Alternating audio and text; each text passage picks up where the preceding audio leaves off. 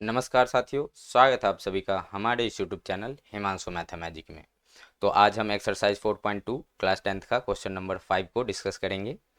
इसमें चलिए पढ़ते क्वेश्चन क्या कहता है कि एक समकोण त्रिभुज की ऊंचाई इसके आधार से 7 सेंटीमीटर कम है। यदि कर्ण 13 सेंटीमीटर हो तो अन्य दो भुजा ज्ञात कीजिए। तो आपको सबसे पहले पता करना होगा कि हमारा समकोण त्रिभुज में क्या कॉन्सेप्ट होती है। तो आप ये देखिए, समकोण त्रिभुज में एक कोण हमारा 90 डिग्री का होता है, जो सबसे बड़ा कोण होता है। उसके सामने का जो साइड्स होते हैं, भुजा जो होते हैं, उनको हम कर्ण यानी कि हाइपोटेनस एच से डिनोट करते हैं, ठीक है। और ये जो हो गया परपेंडिकुलर, इसको लंब कह देते हैं, जिसको जनरली हाइट भी कहा दिया जाता है, ऊंचाई या लंब, ठीक है, जिसको हम जनरली पी से डिनोट करते हैं। और ये जो नीचे वाला है, इनको हम आधार यानी कि बेस, जिसको बी से डिनोट किया जाता है। आपने ट्रिगोनोमेट्री में पढ़ा होगा कि जब हम इस एंगल की बात करेंगे तो ये परपेंडिकुलर, उसके सामने की भुजा परपेंडिकुलर हो जाती है। लेकिन हम इस एंगल पे खड़ा होकर के देखेंगे तो यहाँ से हमें ये परपेंडिकुलर और ये आधार होगा। खैर यहाँ पे तो नॉर्मल है, किसी एंगल की बात नहीं हुई है, तो हमने नीचे वाले को आधार और इस वाले को क्या ले लिया है, परपेंडिकुलर ले लिया है। आप किसी को भी मान करके करेंगे, आंसर वही आएगा। तो चलिए, आपको पता चला कि यहाँ पे एच का मतलब क्या है, हाइपोटेनस, और जो हमारा पी का मतलब है हाइट यानी कि ऊंचाई, जिसको परपेंडिकुलर भी कहते हैं, और बी का मतलब है बेस यानी कि आधार। तो अब आइए हम अपने क्वेश्चन में करते हैं, निकालने की कोशिश करते हैं। देखिए यहाँ पे क्या बोला गया है कि एक समकोण त्रिभुज की ऊंचाई उसके आधार से 7 कम है। यदि कर्ण 13 सेंटीमीटर तो अन्य भुजा ज्ञात कीजिए। आपको इसमें कौन सा फॉर्मूला लगाना होगा, पाइथागोरस प्रमेय। पाइथागोरस यानी कि पाइथागोरस जो होता है हमारा B square plus P square is equal to H square, मतलब आधार का स्क्वायर और लंब का स्क्वायर को जोड़ दोगे तो क्या आ जाएगा, कर्ण के स्क्वायर के बराबर आ जाता है। तो यहाँ पे अगर आपको इसको दो चर में मानेंगे तो यहाँ पे स्क्वायर का मतलब मल्टीप्लाई होगा। तो हमारा दो चर वाले रैखिक समीकरण में मैंने बताया था कि प्लस पे सॉल्व होता है, वो मल्टीप्लाई पे सॉल्व नहीं होगा। तो यहाँ पे हमें एक ही चर में यानी कि द्विघात समीकरण, हालांकि ये चैप्टर तो द्विघात समीकरण का है तो आप ऑब्वियसली द्विघात समीकरण बनाइएगा, लेकिन ये एग्जाम में आ जाएगा तो वहाँ पे तो आपको पता ही नहीं होगा ना ये किस चैप्टर से आया है। तो कुछ बच्चे जो होते हैं उसको थर्ड चैप्टर में काउंट कर लेते हैं। लेकिन मैंने क्या बताया है, जब भी दो मानने वाले चीज में, भुजा में आपस में जो गुना हो रहा हो, तो आप ध्यान दीजिएगा कि वहां पे आपको एक ही चर में और द्विघात समीकरण बनाना होगा। तो चलिए हम यहाँ पे बनाते हैं। यहाँ पे कहता है कि अब यहाँ पे हमको वेरिएबल तो मानना पड़ेगा किसी को, तो किसे माने, तो जिसके बारे में कम इन्फॉर्मेशन है। किसके बारे में कम इन्फॉर्मेशन, क्वेश्चन बताएगा। एक समकोण त्रिभुज की ऊंचाई, ऊंचाई के बारे में बोल रहा है, समकोण त्रिभुज की ऊंचाई उसके आधार से 7 कम है। मतलब ये ऊंचाई के बारे में बता रहा है कि आधार से 7 कम है। अगर आधार पता चल जाए तो ऊंचाई निकल जाएगा, तो इसीलिए हम क्या मानेंगे। और हमें क्या दिया हुआ है, कर्ण दिया हुआ है, तो हाइपोटेनस यानी कि कर्ण दिया हुआ है 13 सेंटीमीटर। हमने लेट माना कि base of right angle triangle, समकोण त्रिभुज की आधार क्या है, हम मान लेते हैं आधार, मान लेते हैं हम एक्स सेंटीमीटर, एक्स सेंटीमीटर मान लेते हैं। तो समकोण त्रिभुज के आधार अगर एक्स सेंटीमीटर है तो प्रश्न से ही हाइट क्या हो जाएगा, तो उसने बोला है कि जो ऊंचाई है, हाइट है, वह आधार से 7 कम है। तो हम क्या कर देंगे, आधार हमारा एक्स हो गया तो उससे 7 कम, ये जो आ जाएगा ये हमारा क्या आ गया, हाइट आ गया। और ये हाइट को हम जनरली किससे डिनोट करते हैं, पी से करते हैं इस, और इसे जो हमारा बेस है इसको बी से हम डिनोट करते हैं। चलिए देखते हैं उसके बाद। तो पाइथागोरस फॉर्मूला लगाएंगे हम, क्योंकि हाइपोटेनस पता ही है, तो अभी तो हमें वेरिएबल में पता चला ना ये सब वैल्यू।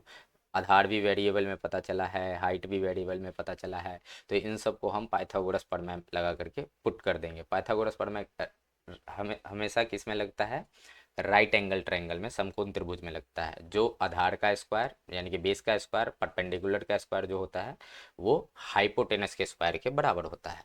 अब यहाँ पे एच देख करके इसको हाइट मत मान लीजिएगा, ये हाइपोटेनस यानी कि कर्ण आएगा, ये परपेंडिकुलर जो है ना, ये हमारा हाइट होगा। तो चलिए वैल्यू पुट करते हैं। बेस जो हमारा था अभी हमने एक्स माना है, तो एक्स का स्क्वायर प्लस में, फिर हमने अभी परपेंडिकुलर जिसको हाइट क्या माना है, एक्स माइनस 7 आया है हमारा, एक्स माइनस 7 का, तो इसका भी स्क्वायर कर देंगे। किसके बराबर हो जाएगा, जो हाइपोटेनस है एच का स्क्वायर, एच क्या है हमारा 13 है, तो यहाँ पे 13 का स्क्वायर हो जाएगा। अब यहाँ पे आपका दिख रहा है समीकरण बन रहा है, इसको आप सॉल्व करेंगे यहाँ पे आ जाएगा एक्स स्क्वायर तो है ही, प्लस है तो प्लस, इसका सॉल्व कीजिएगा तो एक्स ए माइनस बी का होल स्क्वायर हो रहा है, तो इसका हो जाएगा एक्स स्क्वायर प्लस में बी ए स्क्वायर प्लस बी स्क्वायर होता है, तो बी का मान है 7, तो 7 का स्क्वायर आप कर दीजिए, 7 का स्क्वायर, और उसके बाद ये माइनस है तो -2 ए का मान है एक्स और बी का मान है 7, और बराबर में क्या दिया है 13 का स्क्वायर, 13 का स्क्वायर हम डायरेक्ट कर देंगे तो 13 का स्क्वायर हो जाएगा 169। आपको अगर याद नहीं है तो अब 13 मल्टीप्लाई बाय 13 कीजिएगा तो जो आएगा वो आपका उसका स्क्वायर हो जाएगा। चलिए अब यहाँ पे सॉल्व हम इसको करेंगे, फिर एक्स स्क्वायर और एक्स स्क्वायर ये दोनों का पावर सेम है, तो एक एक्स स्क्वायर दोनों ऐड होकर के क्या हो जाएंगे 2x स्क्वायर, और ये 7 का स्क्वायर ये जो है ये प्लस का हमारा 7 का स्क्वायर क्या हो जाएगा 49 49, और ये मल्टीप्लाई होगा यहाँ पे 2x और 7 7 दूनी 14x, माइनस का क्या आ गया 14x, बराबर ये आ जाएगा हमारा 169।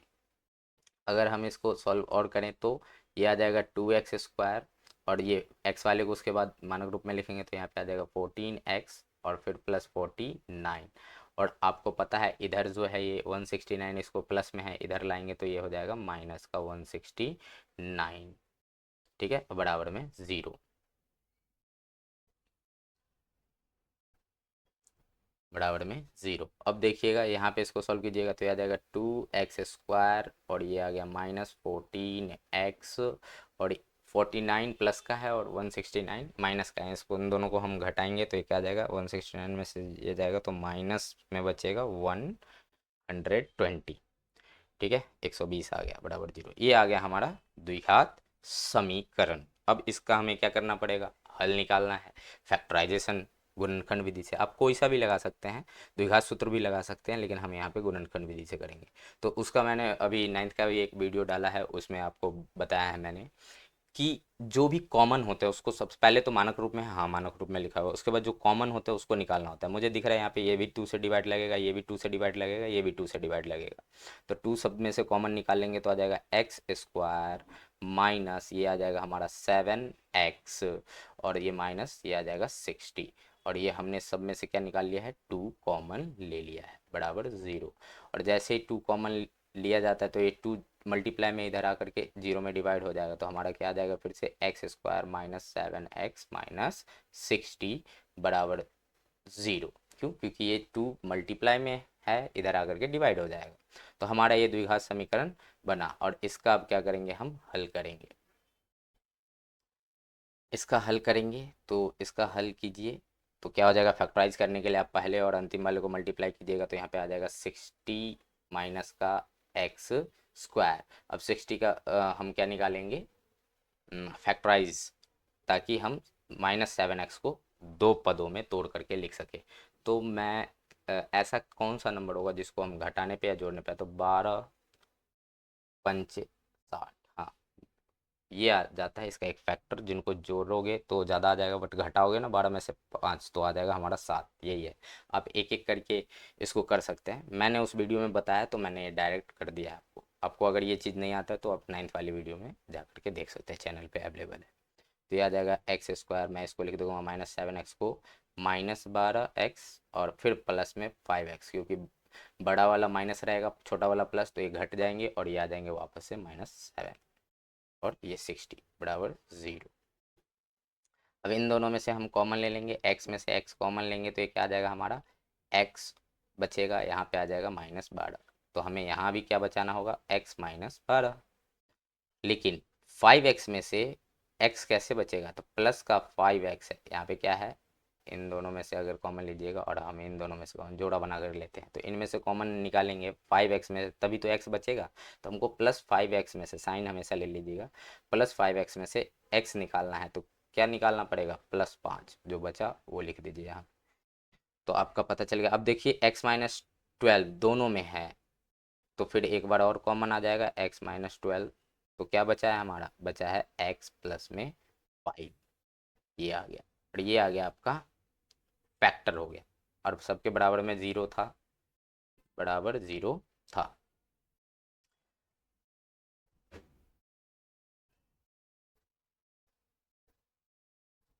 एक मिनट मैं पेज इंसर्ट कर लूँ। ठीक है। तो अब यहाँ से हम x की वैल्यू निकालेंगे, तो आप जानते हैं एक बार इसकी वैल्यू निकालेंगे तो ये 0 के बराबर हो जाएगा, फिर जब इसकी निकालेंगे तो ये 0 के बराबर हो जाएगा। क्यों?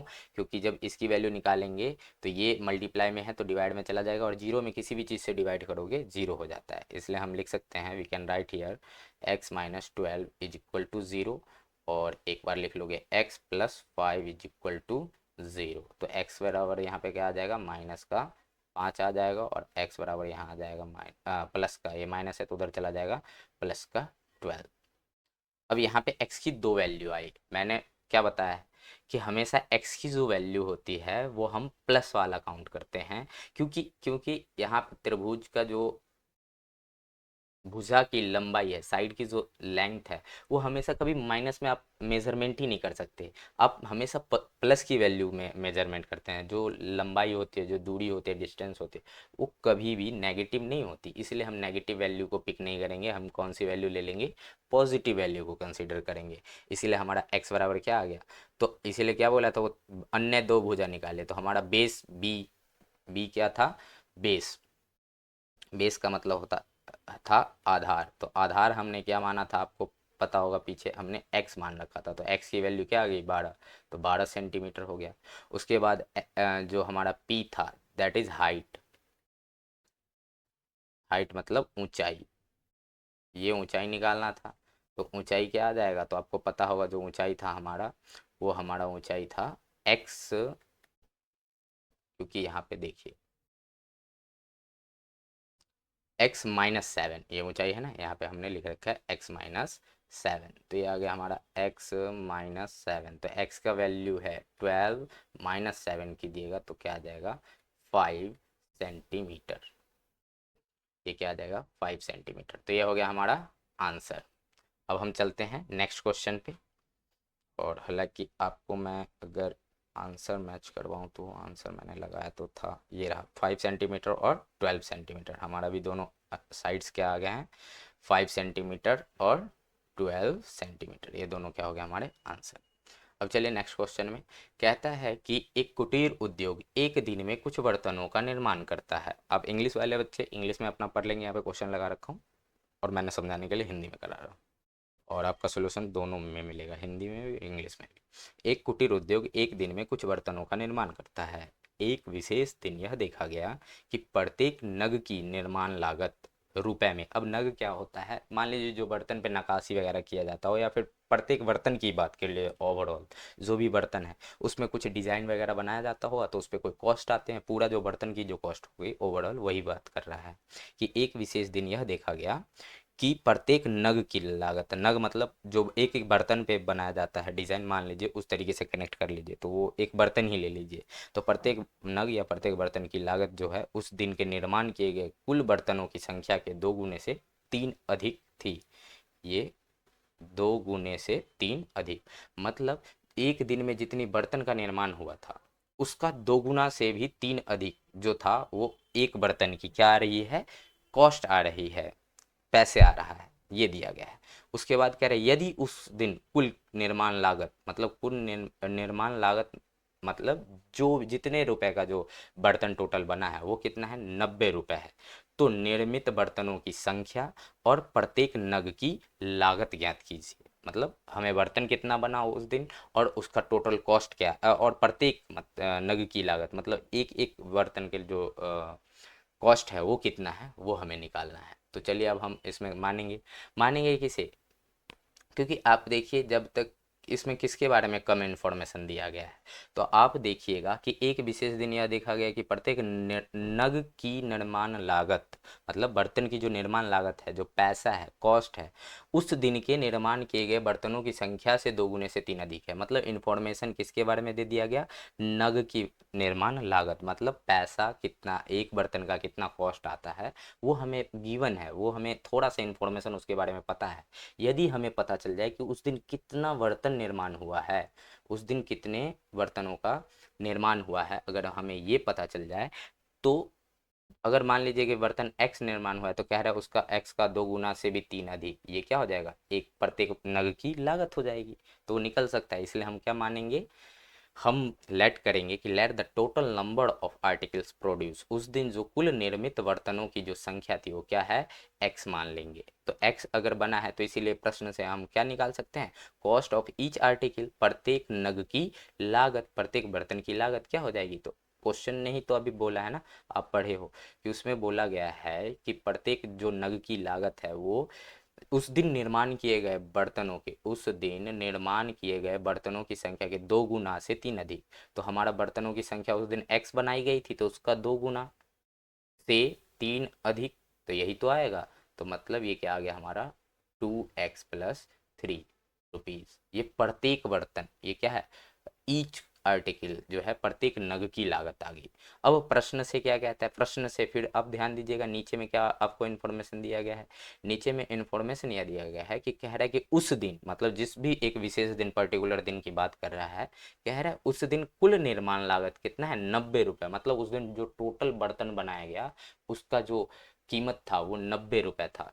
तो निर्मित बर्तनों की संख्या और नग की लागत निकालिए। तो उस दिन जो टोटल कॉस्ट ऑफ प्रोडक्शन, जो कुल निर्माण लागत जो था उस दिन कितने का लगा है, 90 रुपये का सामान बनाया गया है। तो अब ये कैसे निकालेंगे, आपको पता है, आपको पता है कि कितने बर्तन हैं। तो मान लो कि जैसे कि आपको पता है कि एक बर्तन है, दो बर्तन है, और एक बर्तन 10 रुपये का बनाया जाता है। तो मैं आपसे पूछूंगा तो दो बर्तन कितने का बना होगा। तो आप 10 से 2 को क्या करा दोगे, मल्टीप्लाई करा दोगे, आ जाएगा 20। एक बर्तन का कॉस्ट ये 10 है, और कितने बर्तन बनाए गए, ये नंबर ऑफ जो बर्तन बनाया जाता है उसकी संख्या है 2। तो टोटल लागत कितने आ जाएंगे, तो कुल बर्तनों की संख्या को प्रत्येक बर्तनों का जो कॉस्ट होता है, कीमत होती है, उससे हम मल्टीप्लाई कराते हैं तो क्या आ जाता है, टोटल निर्माण लागत, जो कुल कितना पैसा लगेगा वो आ जाएगा। जैसे कि मैं थोड़ा समझाना चाहूँगा, जैसे कि आप 5 बिस्किट खरीदने वाले हैं, एक बिस्किट मान लीजिए 10 का है, तो आपको कितने पैसे लगेंगे टोटल बिस्किट खरीदने में। तो एक बिस्किट 10 का, 5 बिस्किट तो 10 बचे 50 रुपये, आप क्या कीजिएगा, 50 रुपीज़ का आप परचेज कीजिएगा बिस्किट को, है ना। तो इस तरीके से यहाँ पे भी हम, तो ये जो लास्ट वाला इंफॉर्मेशन है ना, इस तरीके इसे हम यूज करने वाले हैं इसी तरीके से। तो हमें क्या दिया गया है, हमें दिया गया है टोटल कॉस्ट ऑफ प्रोडक्शन, उस दिन टोटल जो बर्तन बना है वो 90 रुपये का ही बना है। तो ये टोटल नंबर कैसे आया होगा, 90 रुपये कैसे आया होगा, हमारे पास एक्स बर्तन थी, और एक बर्तन का प्रत्येक जो ये नग है, प्रत्येक बर्तन की जो लागत थी, एक एक बर्तन की लागत कितना था, 2x+3, यानी कि आ गया हमारा 2x+3, ये आ गया 2x+3। एक मिनट में ऐसे थोड़ा सही से लिख दूं, 2x+3। तो ये हो गया जो हमारा प्रत्येक बर्तन का कीमत, और ये इतने नंबर ऑफ बर्तन बनाए गए। तो दोनों को आप क्या कीजिएगा, मल्टीप्लाई कीजिएगा। यहाँ पे ब्रैकेट लगाना बहुत ज़रूरी है क्योंकि ये पूरा एक टर्म में आप ले लोगे और ये अलग टर्म होगा। तो मल्टीप्लाई कीजिएगा कि टोटल नंबर ऑफ बर्तन इतना है और प्रत्येक बर्तन का कीमत इतना है। तो इससे आ जाएगा टोटल बर्तन को बनाने में कितना लागत लगा है, वो 90 रुपीज़। ये तो हमें दे रखा है यहाँ से। अब ये क्या हो जाएगा, इक्वेशन बन जाएगा आपका। इसको सॉल्व कीजिए तो आपका आ जाएगा x। अब देखिए x से यहाँ पे क्या कीजिएगा, मल्टीप्लाई इसमें भी होगा और इसमें भी होगा, क्योंकि x जब अंदर जाएगा तो दो सभी में मल्टीप्लाई होते हैं, जितने भी टर्म्स अंदर होते हैं। तो x से 2x में मल्टीप्लाई कीजिएगा, दोनों का साइन प्लस है तो प्लस में आएगा, और 2x² आ जाएगा। फिर x को +3 में मल्टीप्लाई कीजिएगा तो प्लस प्लस प्लस ही आएगा, और 3x मल्टीप्लाई होगा 3x बराबर में क्या है, 90। ठीक है। अब फिर अब जब इसको 90 को इधर ले आइएगा तो आ जाएगा 2x² + 3x, और ये 90 उधर प्लस का इधर आएगा तो माइनस का 90 बराबर 0। ये आ गया। अब ये आ गया द्विघात समीकरण। अब आपको x की वैल्यू तो निकालनी पड़ेगी, जैसे x पता चलेगा, क्योंकि जैसे हमें निकालना तो है कि कितने बर्तन बने वो, और प्रत्येक जो बर्तन थी, जो नग थी, जो आर्टिकल्स थे, उनके कितने कॉस्ट आएंगे वो निकालना है। तो उसके लिए हमें x तो वैल्यू पता होना चाहिए ना, जब ही तो निकाल पाएंगे। तो x यहाँ से निकालेंगे। अब इसका गुणनखंड करके इसका हल निकालिए, सॉल्यूशन निकालिए। तो उसके लिए क्या होगा, अब जानते हैं ये फर्स्ट और लास्ट टर्म को हम क्या करते हैं, मल्टीप्लाई करते हैं। ये जो फर्स्ट टर्म है इसको करेंगे लास्ट टर्म से मल्टीप्लाई, तो 90 और 2x², 90 माइनस का, और मल्टीप्लाई हो जाएगा 2x², तो आ जाएगा 90 2 ज़ा 180।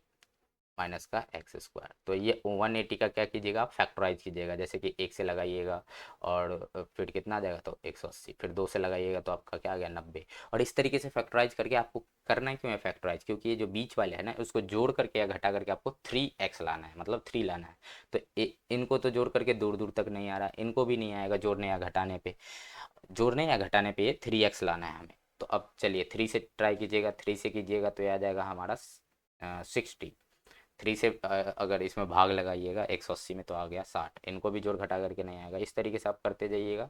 और तो 3 से उसके बाद 4 से तो लगेगा, हाँ 4 से लग जाएगा, 4 से लग जाएगा तो 45 आ जाएगा, 5 से भी लग जाएगा तो 5 से लगेगा तो 36 आ जाएगा। इन दोनों को भी जोड़ने घटाने पर नहीं आ रहा है। 6 से कीजिएगा तो 6 से 30 आ जाएगा, इनको भी जोड़ने घटाने पर नहीं आएगा। इसके बाद 7 से नहीं लगेगा, 8 से भी नहीं लगेगा।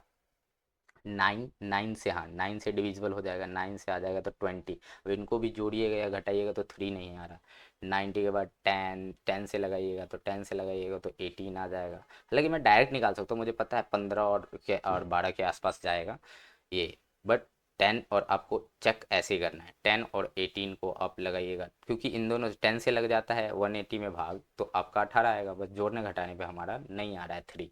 तो 10 के बाद क्या 11 से तो भाग ही नहीं लगेगा 180 में, 11 12 से लगेगा। 12 से लगाइए तो 12 से इसमें लगाइएगा तो ये आपका आ जाएगा भाग लगा करके 15। 180 में 12 से लगाइए तो कितना आ जाएगा, क्योंकि 18 है, 12 एकम 12 और 12 पंचे 12 पंचे 60, क्योंकि 180 में अब 12 से भाग दीजिएगा तो क्या आ जाएगा 12 एकम 12, ये आ जाएगा आपका 6 जीरो 12 पंचे 60। ये देखिए पूरा कट गया कि नहीं कट गया।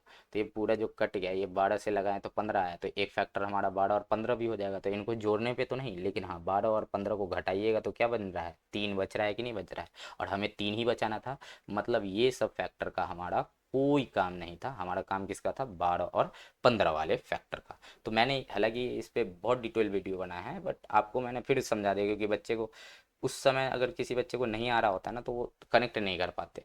ठीक है, इसलिए मैंने इसको आपसे 1 मिनट।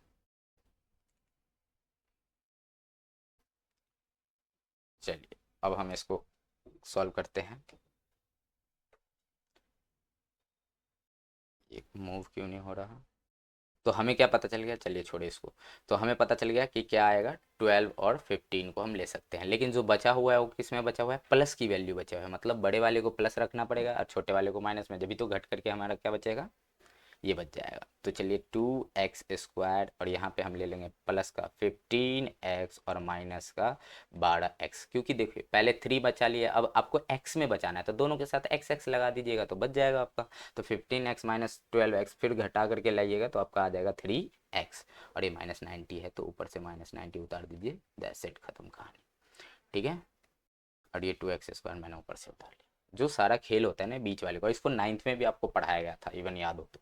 अब दोनों में से क्या निकालिएगा, अब x निकालिएगा, क्या निकालिएगा x, तो दोनों में से जैसे ही x कॉमन निकालेगा, हालांकि 2 और 2 15 में से कोई कॉमन तो आ नहीं रहा है, दोनों कॉमन का मतलब होता है HCF दोनों का, जो सेम नंबर से कट रहे होंगे, दोनों अलग अलग नंबर से कटते हैं तो कॉमन नहीं आएगा तो क्या बचेगा x² और x, तो x बच गया यहाँ पे, तो यहाँ बचा 2x और प्लस में यहाँ बच गया 15।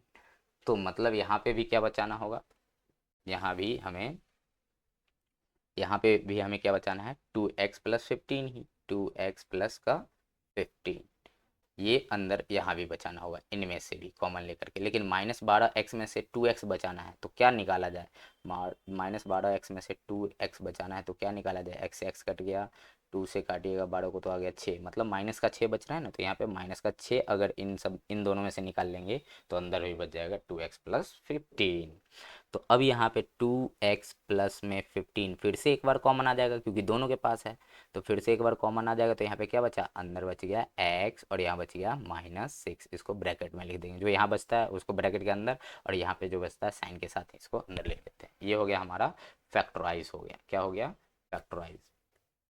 ठीक है, ये क्यों नहीं इरेज हो रहा है, चलिए 0 = 0। तो अब फिर क्या कीजिएगा आप जानते हैं कि हम यहाँ पे क्या कर सकते हैं, फिर यहाँ से x की वैल्यू निकालेंगे तो एक बार ये 0 हो जाएगा, 2x मैंने ऊपर अभी समझाया, बराबर 0, और एक बार आप x माइनस 6 को 0 के बराबर कर दीजिएगा। यहाँ से x की वैल्यू क्या आ जाएगी, इधर माइनस है तो इधर जा करके प्लस की वैल्यू आ जाएगी x की, और यहाँ से 2x बराबर पहले इधर 15 आ जाएगा प्लस में, तो इधर माइनस का हो गया 15, और x बराबर क्या आ जाएगा फिर -15, और इधर ये 2 मल्टीप्लाई में है तो इधर आ जाएगा डिवाइड में। ठीक है, ये आ गया हमारा x का वैल्यू -15/2। लेकिन बताइए x का जो वैल्यू है यहाँ पे फिर दो वैल्यू आई है हमारा, एक 6 आया है, एक -15/2 आया है, तो हम कौन सी वैल्यू, ये माइनस वाला वैल्यू कौन सी लेंगे। तो अब देखिए पहले नेचर देखिए आपका, x का जो x क्या है आपका, x जो है वो हमारा कितने बर्तनों की संख्या है, और कभी भी बर्तनों की संख्या जो गिनती करते हैं वो माइनस में करेंगे, अरे -5 बर्तन बना है ऐसा तो नहीं कहेंगे ना। मतलब हमें x की वैल्यू कौन सी लेनी पड़ेगी, x की वैल्यू ये हम नहीं लेंगे, हम x की वैल्यू 6 लेंगे, यानी कि जो कुल बर्तन का निर्माण लागत, जो बर्तन बनाया गया, बर्तनों की संख्या, जो आपका आर्टिकल्स, नंबर ऑफ आर्टिकल, जो बर्तन थे वो कितने निर्मित किए गए हैं, x मतलब 6, और जो प्रत्येक नग, प्रत्येक आर्टिकल्स का जो कॉस्ट था वो कितना है, प्रत्येक ईच आर्टिकल का जो कॉस्ट था, प्रत्येक बर्तन की लागत, प्रत्येक बर्तन की लागत, लागत कॉस्ट ऑफ ईच आर्टिकल्स कितने थे, तो आपको पता होगा 2x माइनस, मैंने क्या लिख रखा था ऊपर, 2x माइनस, यहाँ पे था ना 2x+3, ये है ना, प्रत्येक नग की लागत, कॉस्ट ऑफ ईच आर्टिकल क्या है हमारा 2x+3, तो यहाँ पे हम निकाल लेंगे 2x+3। तो x की वैल्यू हमें पता चल चुकी है, कितना है, x का वैल्यू है 6 + 3, तो ये आ जाएगा आपका 6 दूनी 12, और प्लस में 3 = 12 3 15। तो ये आ गया आपका आंसर, मतलब टोटल प्रत्येक जो हमारा आर्टिकल्स था उसका कॉस्ट था 15, और जो टोटल बर्तन बनाया गया था, आर्टिकल्स प्रोड्यूस किया गया था, उसका जो नंबर है वो 6 है। तो ये हमारा आंसर था। चलिए, आई होप आपको समझ आया होगा, तो आप कर लीजिएगा इसको। वैसे मैं इसका आंसर मैच करा दूँ एक बार। ये देखिए आपका यहाँ पे है ना, प्रत्येक वस्तु की जो संख्या है वो 6 आ गया है, और प्रत्येक वस्तु का जो मूल्य है वो 15 रुपीज़ आ गया है, जो कि हमने निकाला हो। ठीक है, आई होप आपको समझ आई होगी। तो चलिए मिलते हैं नेक्स्ट वीडियो में। Thanks for watching.